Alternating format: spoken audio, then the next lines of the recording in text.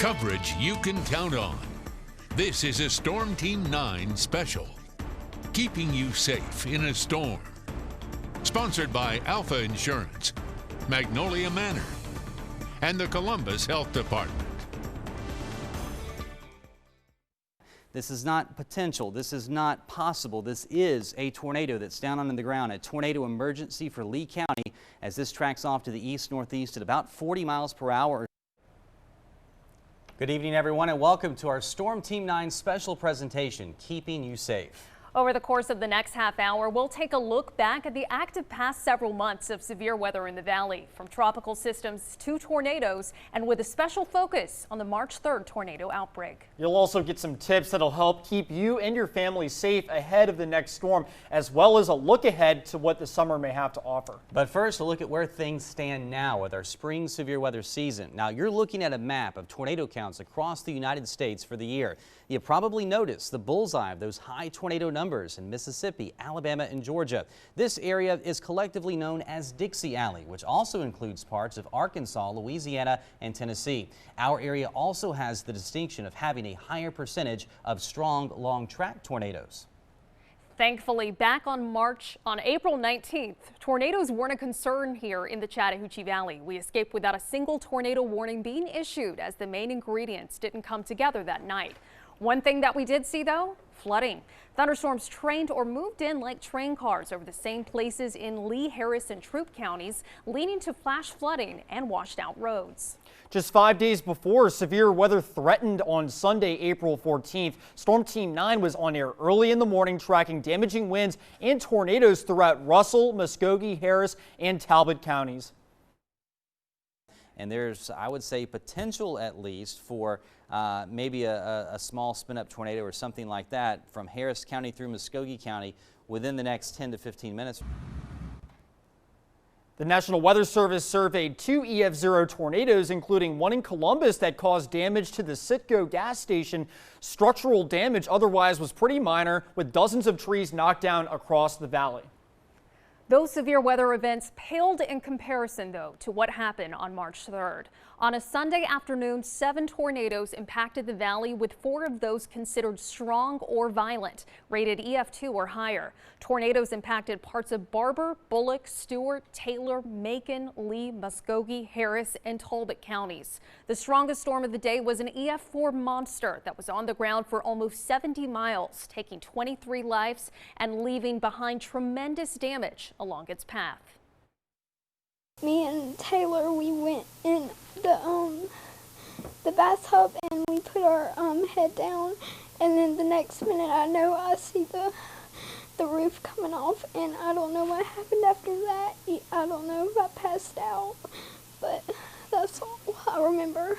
Then we got the word on the way home that Kayla was the only survivor. And we went straight to the emergency room. The survivors of the storm are still picking up the pieces 2 months later, and the recovery process will continue for months, if not years. In the weather community, we know that tornadoes like this will happen again. It's not a matter of if, but a matter of when. And because of this, we know that we must make sure people stay prepared when it comes to getting the warnings and having a place to stay safe. According to researchers at Auburn University, 19 of the 23 people that died in the storm were in a mobile home. Mobile homes are affordable places to raise a family, but they should never be the place one stays when a tornado threatens. Beauregard, you're all going to be under the gun. Notice, Olga, for this.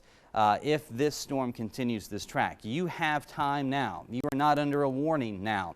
If you lived in a mobile home in these areas, this would be the time where you would want to think about where can I get to within the next 10 or 15 minutes where I can kind of shelter in place until this thing moves through. This warning was given during our wall-to-wall coverage about 45 minutes before damage in Beauregard. This is important because for those that live in vulnerable locations like a mobile home, the time to seek shelter is well before the warning is issued. We wish everybody would get up and go somewhere safer if they're in a vulnerable location, but the truth is people don't usually do that. Now it's something that we definitely have to plan for as soon as we hear a watch.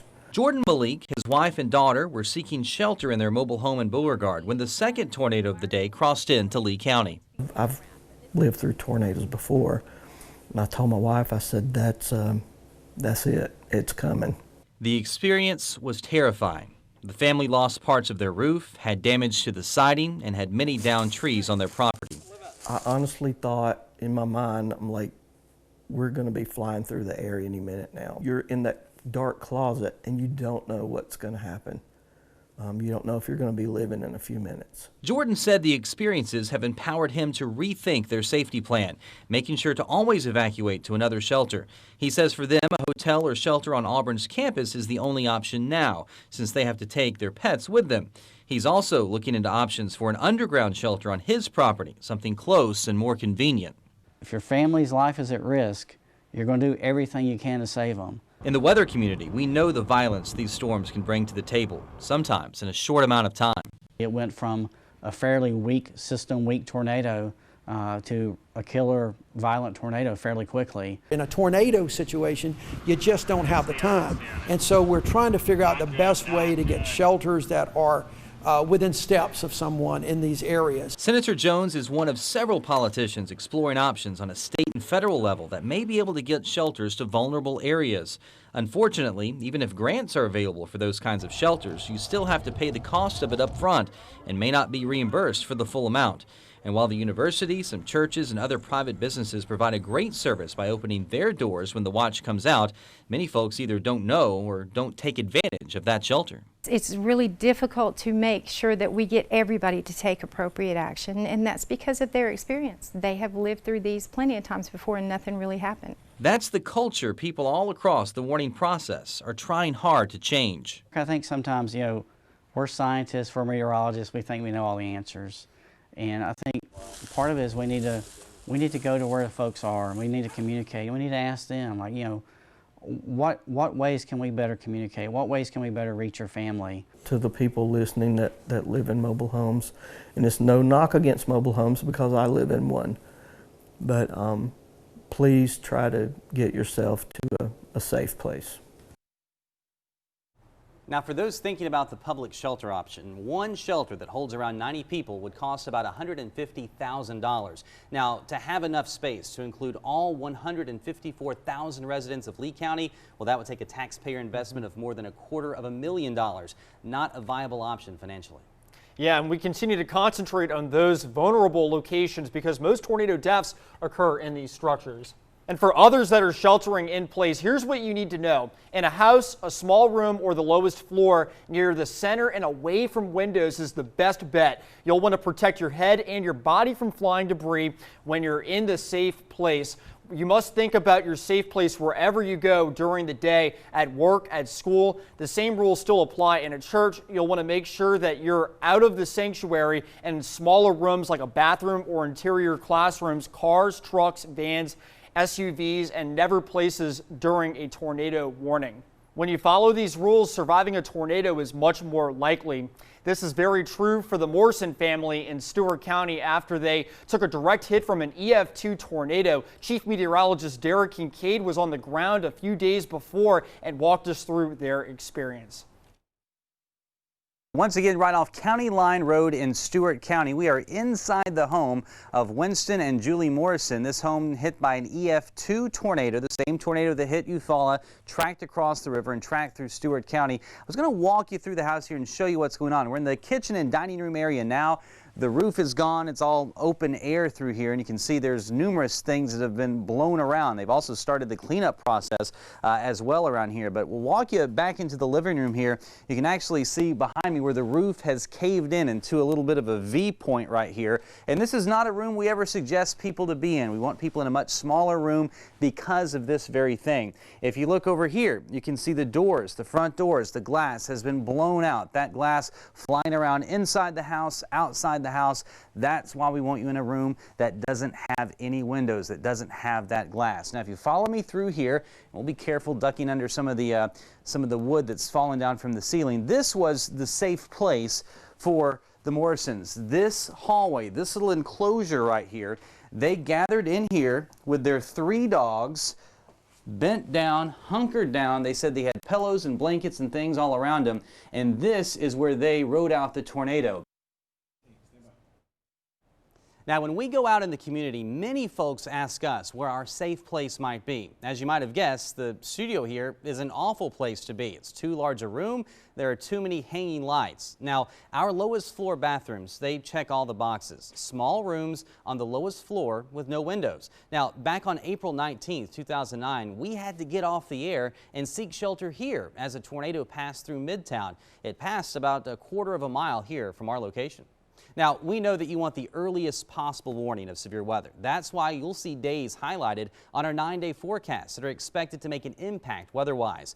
A yellow bar is an alert day. That's when we think the weather will impact your day, but not in a serious or damaging way. You'll see alert center action days highlighted in red, days when we expect watches or warnings, and days that you'll need to stay close to a source of weather information since the damaging weather could be expected. We had these days in place for March 3rd and April 14th, for example. Storm Team 9 is committed to not only alerting you first, but being there for you throughout the duration of the storm. If a county in our coverage area goes under a tornado warning, we'll stay with you until the warning expires or the threat is over. We may also break into your programming whenever damaging weather threatens. Keeping you safe is our #1 priority, and a job we certainly don't take lightly. Coming up, hurricane season has been busy for the Chattahoochee Valley for the past few years. After the break, we'll look at the 2018 hurricane season along with Hurricane Michael and what 2019 may have to offer. The WTVM weather app is the best way to be able to get those watches and get those warnings right there on your phone. Just search for WTVM weather in your phone's app or Play Store, and it's absolutely free. Now, in the setup process, it's going to ask you some questions about your location. To check those, all you have to do, check the menu there in the upper left-hand part of your screen. You tap on that and make sure that Follow Me is selected. This is the easiest way that you're going to be able to get watches and get warnings for where you are. Wherever you happen to be, if an alert comes out, you're going to make sure that you get it. Go on down to the settings tab too. Make sure that WTVM Storm Team Alerts is turned on. Make sure it's green there because we may send out alerts ahead of storms, maybe before they become severe, that you'll want to know about too. And if you go down to the weather alert types and tap on that, you're going to be able to see all kinds of different alerts that you can get right there on your phone. I love lightning in the summertime. If you're out at the pool, out at the ballpark, and a big storm rolls up, sometimes you can get those lightning alerts before that storm even moves into your neck of the woods. Another tool you can use to keep you and your family safe.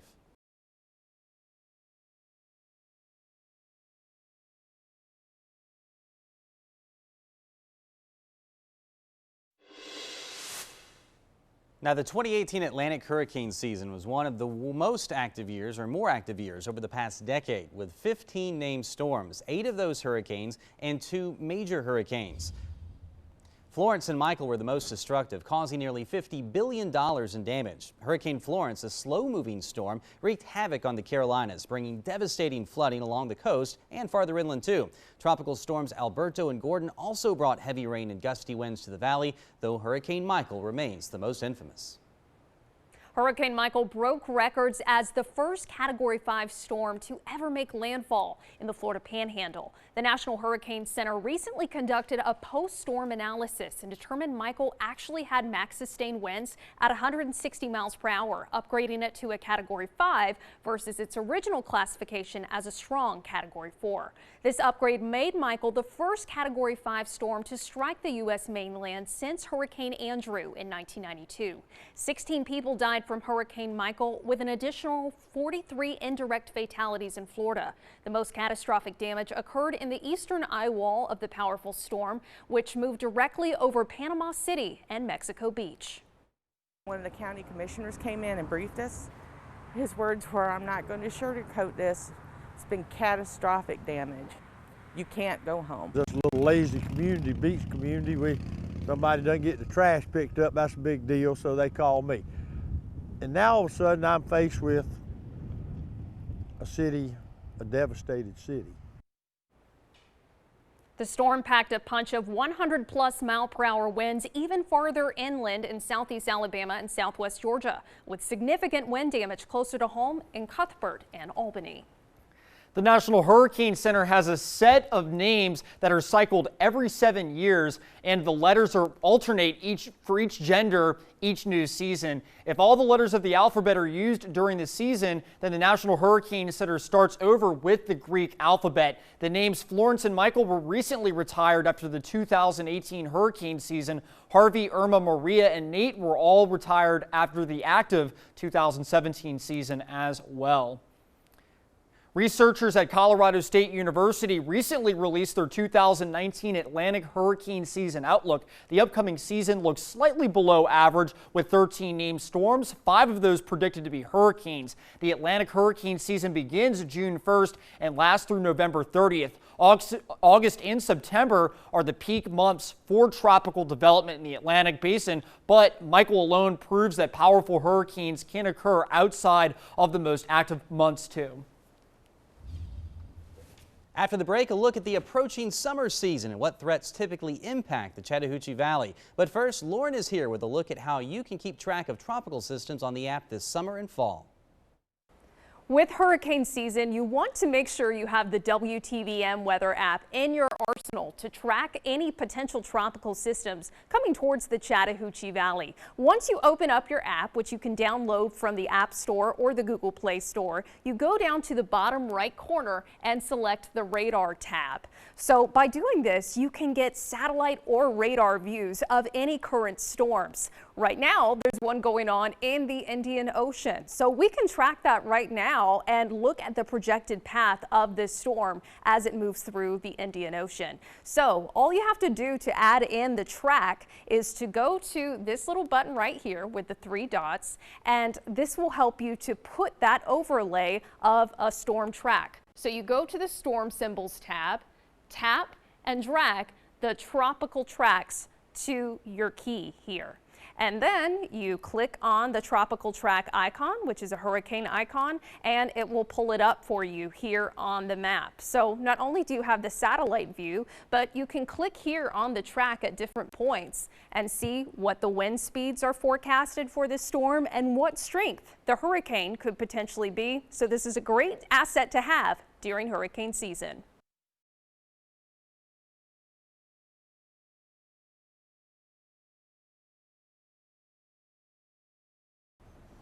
Welcome back to our special presentation. Now that we're into the month of May, the end of the spring severe weather season isn't that far away.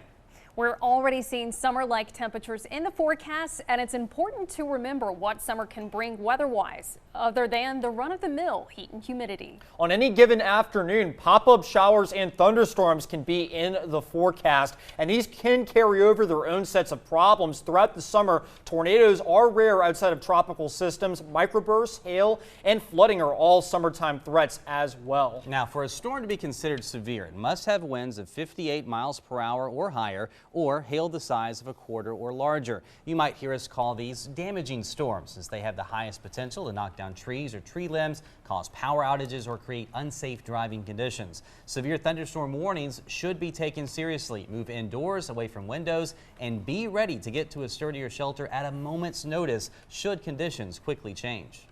While all thunderstorms may not be damaging, they all contain lightning, one of the most dangerous parts of summer storms. Both Alabama and Georgia rank in the top 10 for lightning fatalities over the last 20 years. About 80% of all lightning victims are male, and most strikes occur in or around tall objects or in open areas like ball fields, golf courses, or bodies of water.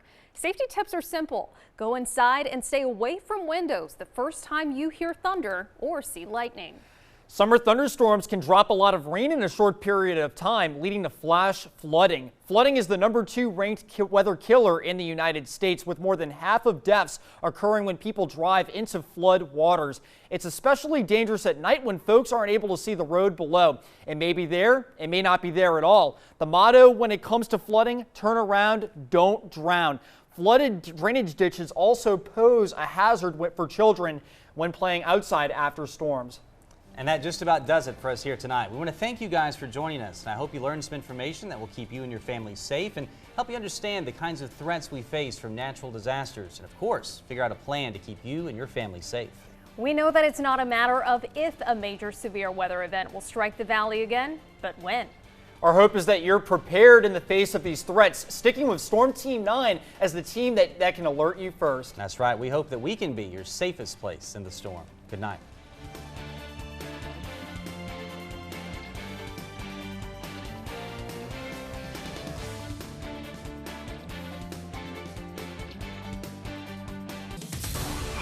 This has been a Storm Team 9 special, keeping you safe in a storm.